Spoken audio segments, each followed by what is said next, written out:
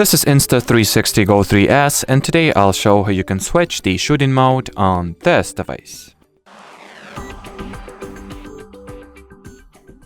So there are ultimately two ways you can do that, either through the Action Pod or through the Insta360 mobile app.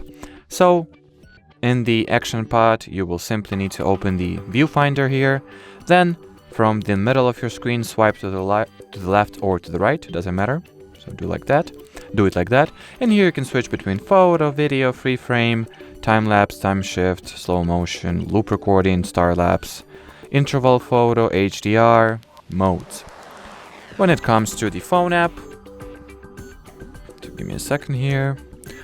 When it comes to the phone app, simply launch it, then open the camera view. And here at the bottom, you can switch between all those modes too. So as you can see, all those modes are also present here as well. And well, as far as this little video goes, that'll be it. So should you have any further questions, leave them in the comment section below. But as for now, thanks for watching and bye bye.